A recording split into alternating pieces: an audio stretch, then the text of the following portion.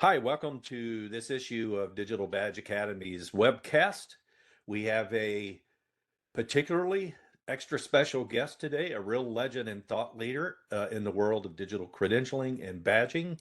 And I'm here with colleague David Leeser, who is going to kick things off for us. David? Yeah, no, this is great. So we're here with Doug Belshaw, and Doug Belshaw, I don't want to, make his head too big, but he's basically like the godfather of badges, starting in the Mozilla days.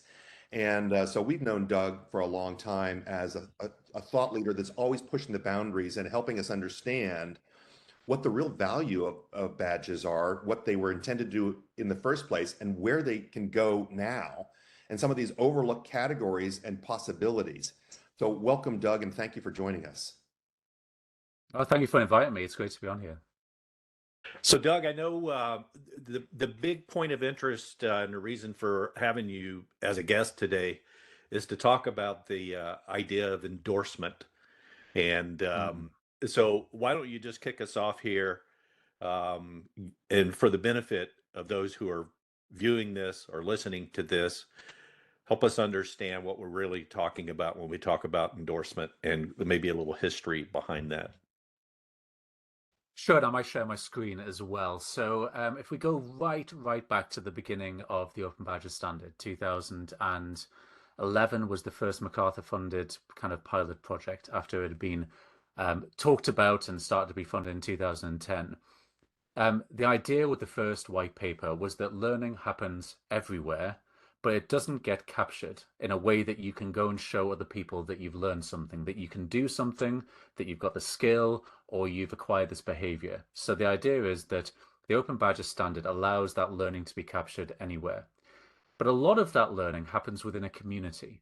And in community learning, we have this very informal and kind of emergent way in which we understand whether people are good at stuff. So you will understand, and the people who are watching this will understand that you're in a community. And when you go into a community for the first time, often you can't see the relationships between people. You don't know who kind of the big hitters are, the people who are influential. It's the same when you go into any organization. There's kind of the org chart, and then there's the shadow org chart, like the official responsibilities, and then the people who actually make the difference. And all of that's invisible. But these are things that badges can help with, and especially with endorsement. So we're used to badges for things like, I don't know, like Jim is good at this thing, or David knows this stuff. But what we aren't used to badges for are things like Doug has said that he himself is good at this thing and is asking David or Jim to endorse that and to say that actually I'm right in saying that I'm good at this thing. Now, the reason that that's a really powerful thing to do is that a lot of the skills and the knowledge and the behaviors that we want to recognize in life haven't got a university course attached to them, haven't got a learning and development training program attached to them. But we want to be able to say that, you know what, I'm a really good host. I'm really good at opening my house and allowing people in and making them feel welcome. And that might actually be something which is a little indicator for people if I'm looking for a job. Or it might be that people are looking for community leaders, and that's another thing which they're looking for. So, what I want to open up here is the idea that, first of all, it's okay for the badge to start at someone self asserting that they're good at a thing or that they're interested in a thing. I want to open this up to say that endorsement is something which we can do after the fact of the badge being issued, not necessarily just at the time. And I also want to say that badges are useful not just for getting people into employment, but for community activities and volunteering and all of the things that we do in our kind of life-wide learning as well as lifelong. That's incredible. And when you think about it, how often have you seen courses on for community leaders? You know, Hmm, there's no structured exactly. training on community Exactly. leaders and all these things that are truly necessary in any organization. People, like you said, like a host, somebody who is a motivator, somebody who can inspire people, all these other types of things that are needed in an organization. And it's never really captured. And badges can capture that, and then they can Hmm, be endorsed. absolutely. Yeah, it So I'm speaks going to to share my screen and Yeah. Yeah, I was just going to show say it you. speaks So to another trend that I've seen working with clients on a consultative basis of having a real keen interest in capturing experiential level activities, right? In my mind, to really build a full picture of someone's experience, you have to have self-assertion. And interestingly enough, the conversation I've had with many clients is that's a difficult conversation. They want the experience of someone to be captured, but they struggle with the self-assertion piece. But I think the endorsement is kind of the key ingredient to really making that work properly. Sorry, Doug, go ahead here. Let's see if No, sorry, I interrupted you, but I was just going to say that Brian Mathers, who was a member of our cooperative, is now doing his own thing through Visual Thinkery, but still works with us as a collaborator. He has got a lot of Open Badges images on his website, brianmathers.com, etc. And some of them are really useful. So endorsement really came into the standard in version 2. And I think I'm right in saying that if you want to endorse a badge, and I'm going to use some technical language, but I'll explain what it means for the people watching this. When you endorse a badge, you can endorse either the badge class or you can endorse the assertion. So we've just been using the word assertion. So if you imagine the badge as being just a badge which can be issued to, say, 100 people or 1,000 people or whatever, but the assertion is, Jim's actual issue of this badge. It's Jim's badge. There might be lots of other people who have got this badge, but it's Jim's version of that badge. That's the assertion, as opposed to the badge class being all of the people who've got the badge. You can endorse either. But with version 2 of the standard, which is what we're using still now, you kind of have to have a relationship with the endorsing organizational person, because you need to endorse it at the time it's being issued. There's a way, in fact, I wrote a blog post which I published today about a way in which you could potentially do this on a kind of community level, but not in the standard. So let me just explain this really quickly. This is the Participate platform. Our co-op works with lots of different badge platforms and providers and organizations. But you can see in this little screenshot here on the Participate platform, this is a way in which you can have a badge. This is the assertion of the badge. This is Laura Hilliger's badge for being a badge OG. And here's myself and Anna basically endorsing this in a way. It's not as part of the badge standard, but you can kind of have this community extra value added to it. Now, the reason that this isn't optimal is because this only exists on one platform. You can't take this around the web with you. You'd have to kind of link to just this page. But with version 3 of the Open Badges standard, which aligns with verifiable credentials, you can endorse a badge after the fact. You don't have to endorse it at the time it was issued itself. And this is huge for self-assertion, because what it means is, like we said before, someone can come along, they can either take an existing kind of curriculum or taxonomy or standards body, like I led Mozilla's work around the web literacy map. You could take the web literacy map, you could self-assert that you've got a particular skill, and then you can go to someone else and say, could you endorse me for these things? And if you get endorsement from people who matter and organizations that matter, that's going to be a chunky, really valuable credential. So the workflow goes something like, you do some kind of self-assertion, you request those endorsements from the peers, those peers add the endorsements to the badge. And just to say that on a technical level, they actually are badges that are being issued, which reference the initial badge, but they don't have to have an image attached. Then the badge earner can show those endorsements or not, and then they can share the badge complete with those endorsements anywhere on the web. Unlike in the first example, where this exists on one platform, those endorsements can then exist anywhere on the web, like a decentralized e-portfolio. Yeah. That's terrific. How does it actually happen practically? So if I say I want to issue myself a badge, and I do that, and how do I get the endorsement into that? How do I, from a technical perspective? Yeah, so it's one of those things where the standard comes first and then the kind of user experience comes later. So we're going to kind of see how different badging platforms do that. But the way that I imagine it happening is that you, on a particular platform, you're going to self-assert that badge. Now, some people who are watching this, and you yourselves, might have some experience with wallets, like crypto wallets or decentralized identifiers, that kind of thing. So these are places which you own cryptographically and you can control as long as you can prove that you own this particular identifier. So you've got this badge in this wallet, and then you can go along and ask different kind of people who own different wallets to endorse your badge. Now, if someone like Nate Otto or Kerry Lemoy was here, they'd probably roll their eyes and laugh at me for my terrible technical explanation. But the difference fundamentally is that it's a wallet kind of based system rather than being a platform kind of based system. So yes, you use the platform potentially to issue the badge, design it, etc., whatever, but then you're going out to people and asking them to endorse it.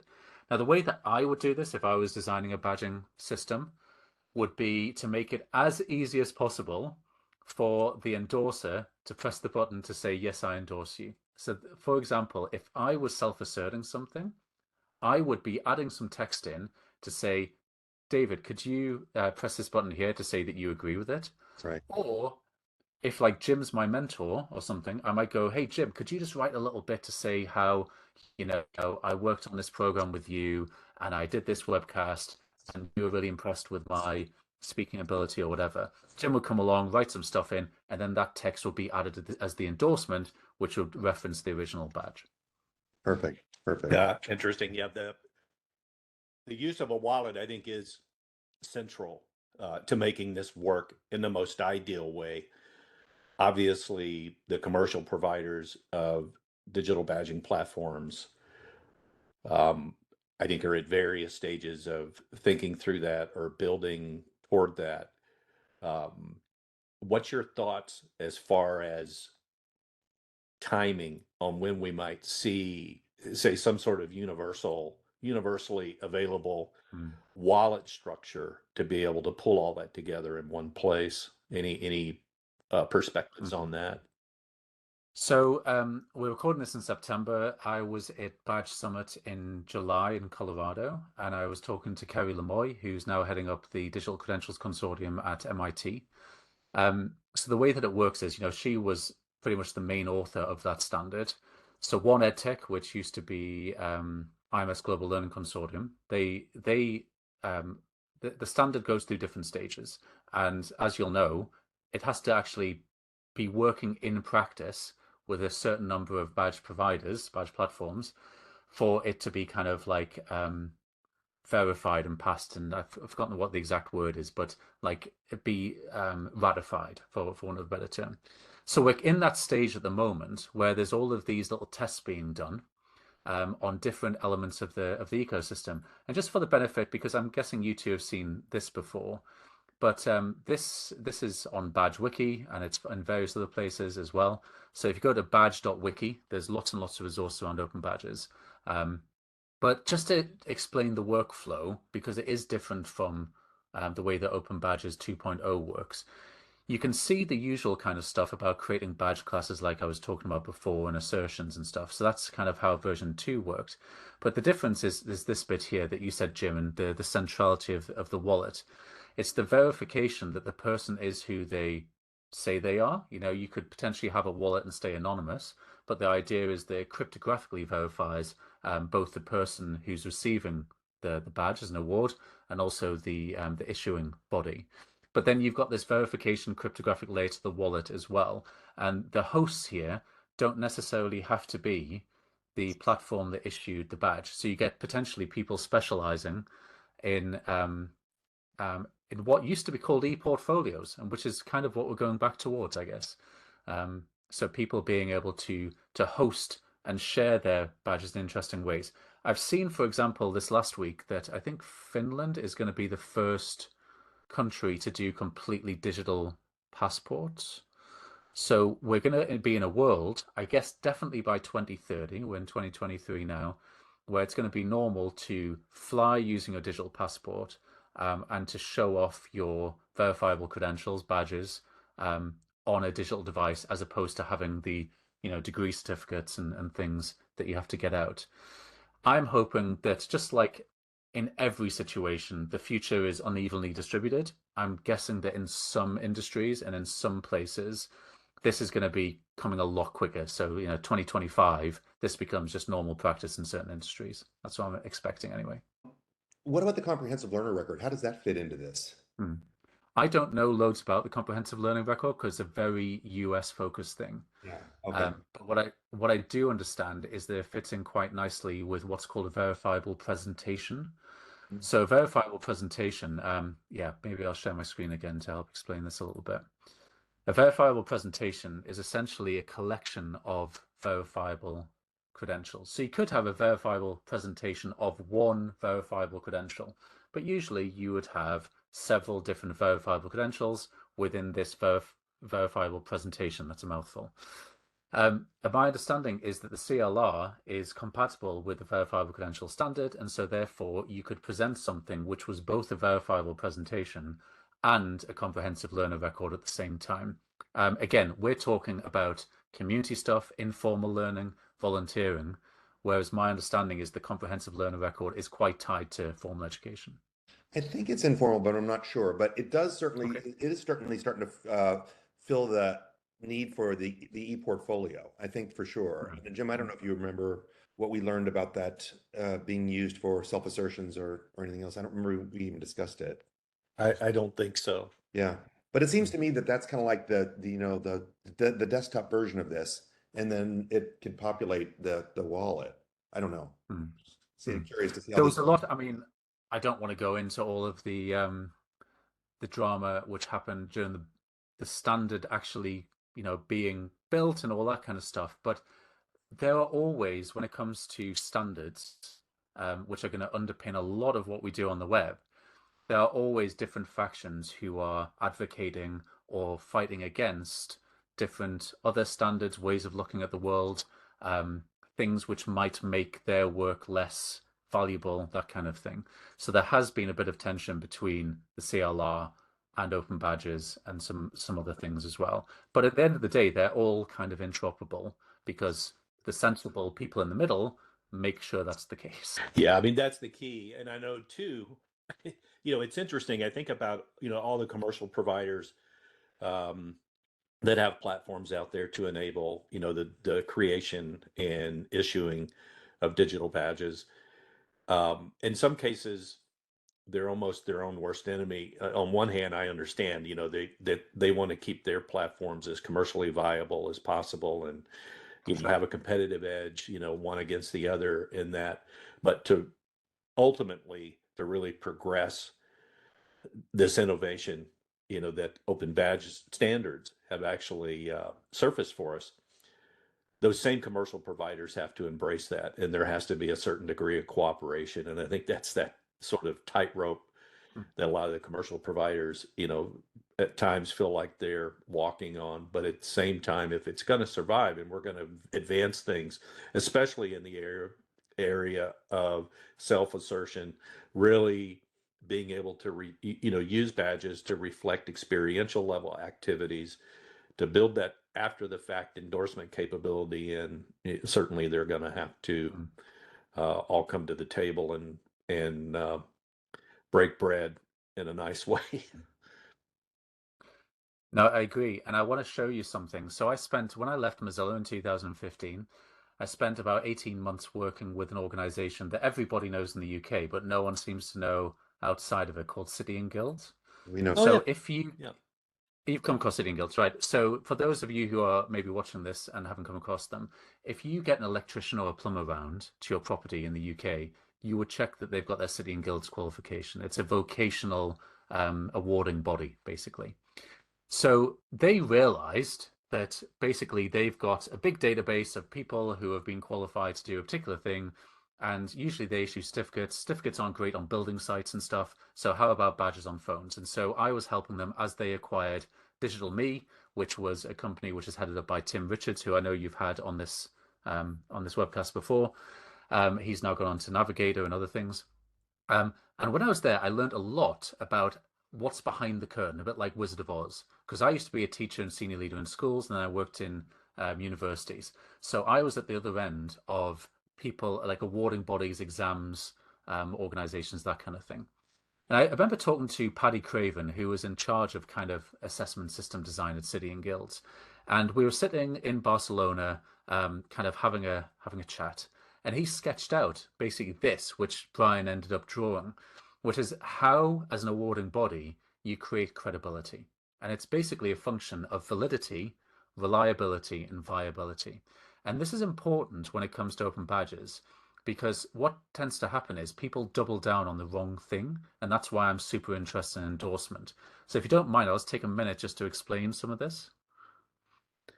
So this validity is making sure that when you assess something, it is actually, whatever instrument you're using does measure the thing that it's meant to measure. So for example, if you've got a multiple choice test, you can't just choose anything random and you're going to get 100%. Whereas reliability is that if you're using different tests, let's say, you're going to get the same kind of pass rate, or if you did this thing on a Monday as opposed to a Friday, or this year as opposed to next year, it's going to be reliable over time. And then viability is making sure that it's not too expensive to run, you've got the right technological infrastructure, that kind of thing. And if all those things work together, you get credibility. Now, what we've seen over the last 10 years or so in the open badges ecosystem is that people are far too interested in validity. Yeah. All they're interested in is, can I make sure that that person is really that person and that they really do have that particular skill? They forget that actually things have to be reliable and viable and whatever. And so where I'm going with this is that people end up with blockchain-based solutions, which is fine. If you want to put your stuff on the blockchain, that's absolutely fine. But you have to know what you're getting yourself in for there. Because if you're in the EU or California, or other places that have quite strong privacy laws, you're putting immutable data onto a public ledger. And it might be cryptographically hashed, but like there's ways in which you might get into trouble there. And at the end of the day, why do you need to use a blockchain for this? You know, I've got my doctoral certificate on the wall there. No one has ever asked me to take it out of that frame, and yet everyone relies on the fact that I'm Dr. Belshaw. Yeah. And all it's got really is this little hologram on it, which proves that there's a doctoral certificate. And people think that because something's digital, it has to be like on a blockchain, super like reliable, etc. So what I want to do is to reframe that a bit. And we've got this course that we call Reframing Recognition. It's an email course that people can go through for free. And what we do on this course is to say, well, look, when we're dealing with recognition, what are we doing here? Like, we're helping people understand that they're being recognized for knowledge, skills, and behaviors that they've got. And the role of endorsement here is adding this level of credibility on without it being technical credibility and validity. So if we go back to this diagram, I'm clicking around here, getting the wrong tabs. There we go. People are doubling down on the technical validity of stuff rather than the community element. I'm much more interested whether Dave and Jim have endorsed something than if it's on a blockchain. And I think most other people are too. So I just wanted to reframe that a little bit, because endorsement makes your learning, makes your skills, makes your knowledge more credible to people in a way that just sticking on a blockchain doesn't. You know, it's interesting you say that, because that's exactly how it works in the real world. When you think about it, if somebody's going to get a job, then somebody might look at their resume, and we know that that is a self-assertion. But then they'll go and they'll try to find out. They'll call references. They'll say, "What do you think of Bob? What do you think of Doug? What do you think of all these people?" Right? And testimonials in sales. People look at the testimonials as much as they do the product description. We can know that there's a scientific test that said that this product did X, but we are drawn to the testimonials. Exactly. It's exactly that. That's the way the human brain works, right? So what's happening here is that I started off this conversation, maybe before we started recording actually, by talking about mental models and saying that what happened in the early days of open badges was that especially educational institutions, for which I used to work before I went to Mozilla, were extremely resistant to badges because they didn't think they fitted in with the way that they understood the way that the world works. And interestingly, 5 years later, when they become reconceptualized as micro-credentials, all of a sudden this makes sense to people. Like breaking down chunky degrees and things that universities and schools already do into smaller, more granular bits makes sense to them. But what we're advocating for is the original Mozilla Open Badges white paper view of open recognition, that term wasn't used, but that's the term we're using now to differentiate ourselves from micro-credentials. Are micro-credentials valuable? Absolutely. Are degree certificates valuable? I hope so, because I've got quite a few. But what we're trying to do is to do exactly what you've just said, Dave, which is say, in the real world, how do we make visible the relationships we have about knowledge, skills, and behaviors, and surface those outside? Because at the end of the day, it's an equity conversation. Like middle-aged white guys like us get to have all of the privilege and the power just because of the way the world is. Whereas people who need to be able to lift themselves up and lift other people up can't do that easily on a technological level where validity means put stuff on the blockchain.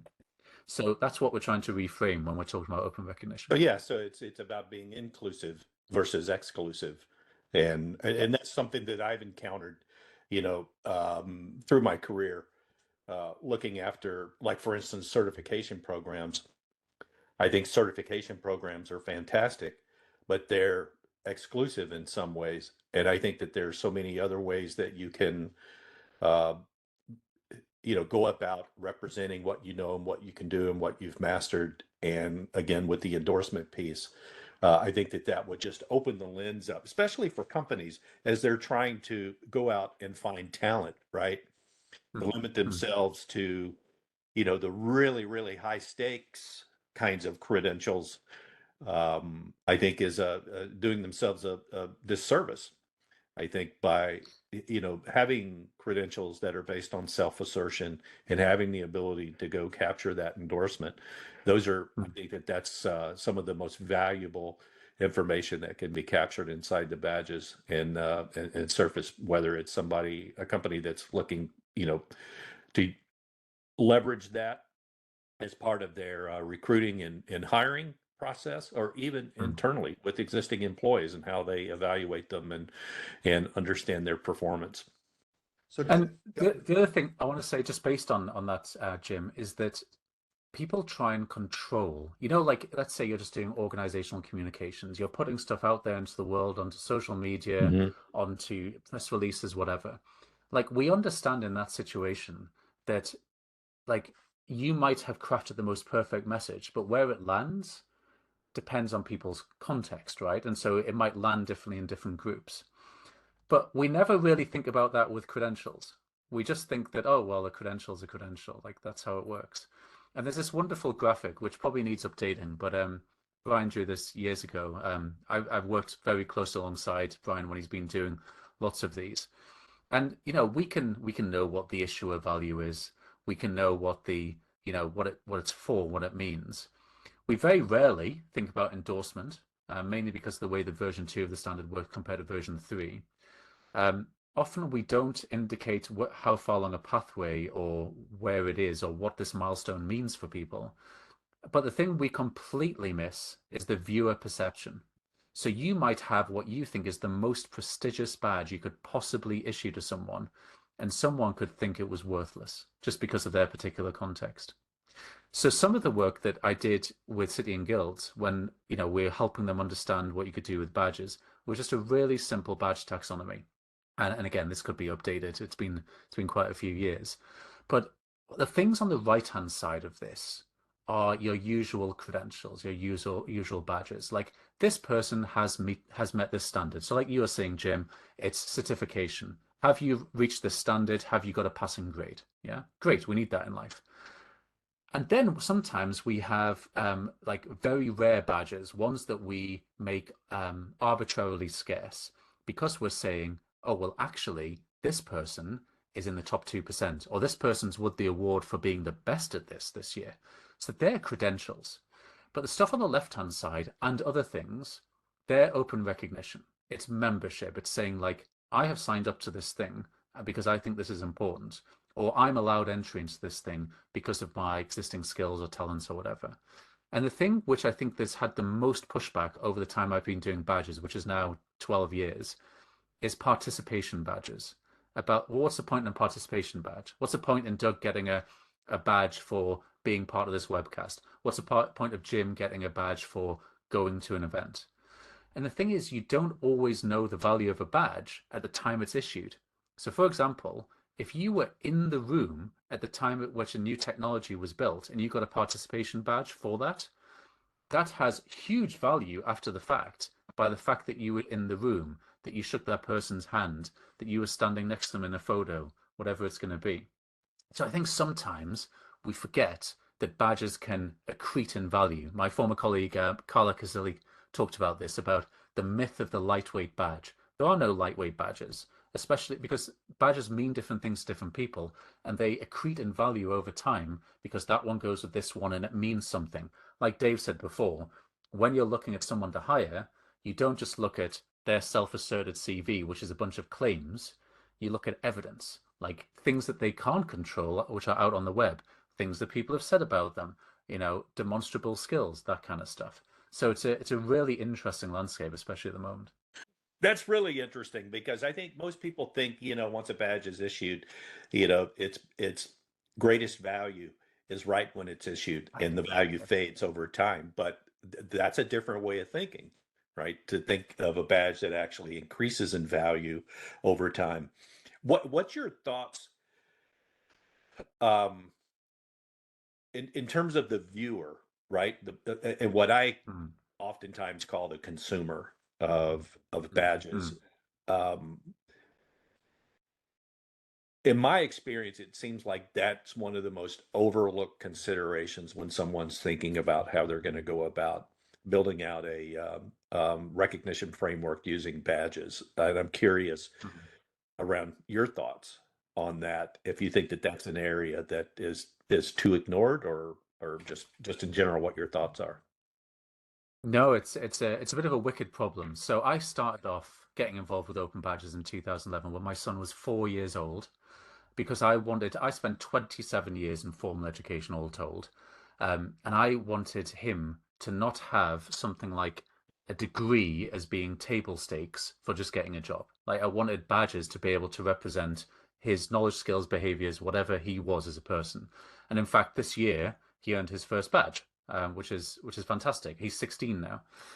Um, Now, the reason I'm saying that is because he is going to face recruitment systems both in the workforce, and in like universities and college and whatever, which of privilege a very specific kind of person. And it's always a bit like an arms race. Oh, you've got this credential. Well, I've got that credential at a higher level. Oh, you've got this credential at a higher level. I've got a completely higher credential than you. Yeah, like when I learned to drive, my dad kept giving me advice after I'd passed my test, so I went to get my advanced driving test just to shut him up. It's an arms race, yeah? So how do you deal with that when what you're doing is it's not a linear thing? We're not trying to say, look, has this person got an A star star star star star? Has this person got a GPA of 1 million? Like, we're not trying to do that. We're trying to play a wide game. Well, all of a sudden, this becomes a problem, like you say, of how do you represent yourself in the world? Because when we've got a remote workforce where you could have colleagues, like I work with someone every day in Germany, I'm in the UK. This morning I was talking to someone in the US, I'm talking to you two. Yesterday I was talking to someone in Australia. We've got a workforce which is globally distributed and have education systems that are different, experiences that are different. Although we've got things like the Bologna Declaration in Europe, we haven't got equity and parity. Just like in the US, in the UK, we've got people who have got really high level jobs in their home country, come to the UK, they're doing very low level jobs. So my thoughts are that, Jim, you've hit the nail on the head in terms of this is the most important bit. How do you display the badges to other people in a way that A, they don't get overwhelmed, and B, it means something to them. They understand what's going on, and they can be understood both on a human level, so I can click through and understand these and see how they fit together visually, but they're also working on a machine readable level so that I can, instead of me having to apply for 15 jobs, the jobs can come to me and I can be asked whether I would like to do this job because it fits my profile, not in a really rubbish LinkedIn recruiter way, which you get all the time, where it's like, oh, there's this job in nursing, which I thought would be a great fit. Like, this has got no fit to me at all. Instead of that, it's based on the metadata in your badges, and it's a job that you never thought you'd be able to do or didn't even know about, but it's based on kind of your badges. That's the world that I want to get to. And that's the kind of world which people like Kerry and Nate and other people who are part of the technical working groups are working towards. We just need the designers and the badge platforms to be doing the UX level of that as well. Yeah. So I have a question about that then, because I totally agree. I've always felt like, what is this in service of? I mean, and we spend all these Mm. people worrying about the colors and the shapes and all these other stuff on the issuing side of it, and it has nothing to do with the trust that's needed on the back end. And there's a problem with trust, like you just said. And there's also a problem with the systems. When I talk to HR leaders, they say a number of different things. Well, how am I going to trust this thing? I'm already overwhelmed. I only have 2 seconds to do all of this. And the HR systems are not doing it. And you talk to people at Workday who 2 years ago, 3 years ago said, we're going to start building badges in. But guess what? There's no demand. So there's this push-pull Yeah. problem, I think, right now in the technology side of it, even for these organizations and companies to do this. What do you think? I mean, some of these standards were pushed by government agencies, right? Like the LMS, right, was pushed by I think the US military. But so how are we going to get there? Is there a push-pull problem? There is. I think the main thing. So when I found out that version 3 of the Open Badges standard, which aligns with verifiable credentials, the badge image is no longer a required field, I was shocked. I was thinking that this was in some way heretical. But what I've realized is that this is actually a huge deal, because what badges become, credentials become, are ways in which to verify knowledge, skills, and understanding and behaviors and things in ways that don't take the marketing department 6 months to decide what color pink they're going to put on the badge. Which I have seen. I have seen Oh, this I've happen. experienced it Yeah, firsthand, yeah, let me tell Yeah. you. yeah. Right. So now you've got to sit. So now let's say you have got a badge, and let's say that we're doing the accretion and value through endorsement. Because you don't have to have a badge image, the endorsements, they are badges in their own right, which reference the original badge. They don't have to have images. So they become more like LinkedIn recommendations or endorsements, but in a much more verifiable way, which is not just linked to one platform. Now, the last time that I helped an organization, in fact, the last time I was working with Moodle a few years ago, and then I was working with a client to hire their first kind of director of digital. And we used platforms like Workable and Greenhouse and those kinds of things. Um, and they're set up to make the recruiters' lives as easy as possible. And you'll have seen these systems before.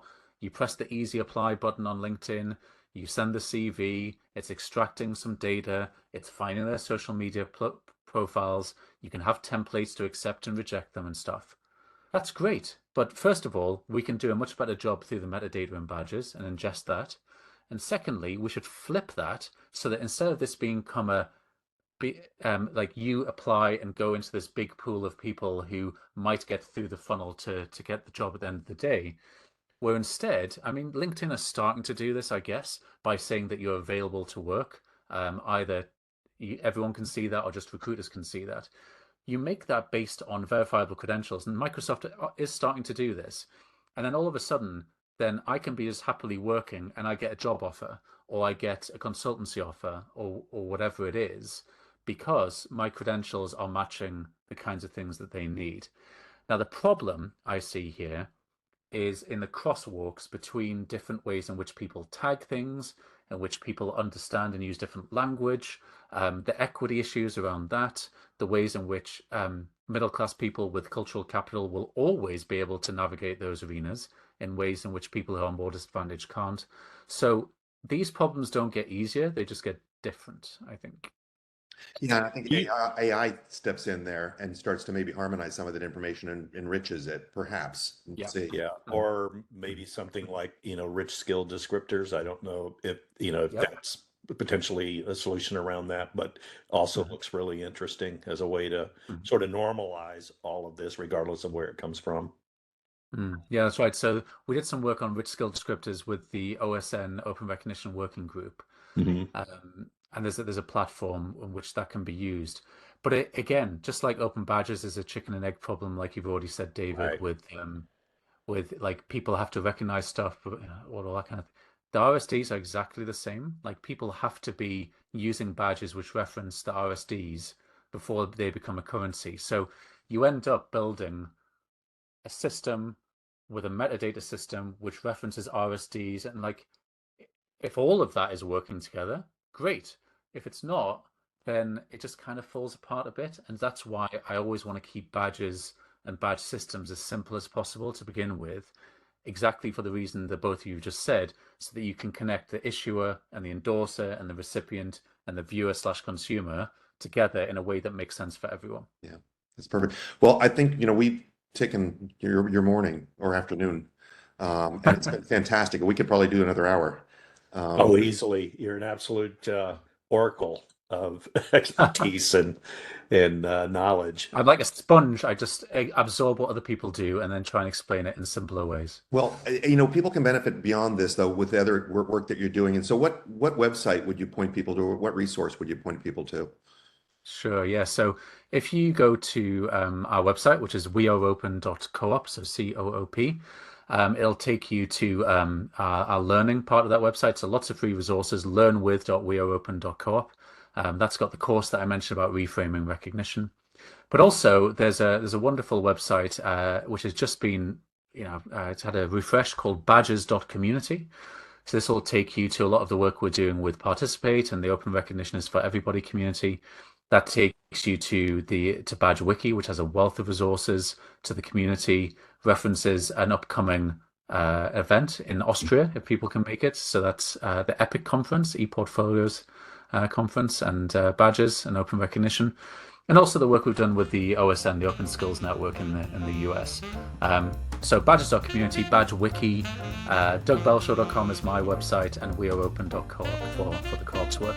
I should also definitely mention Brian's work, so it's visualthinkery.com for all of the work he's done on open badges. But it's been a pleasure. Thank you both. Thank you. Well, thank you. Are you looking to launch a digital badging program or improve an existing one? Look no further than Digital Badge Academy.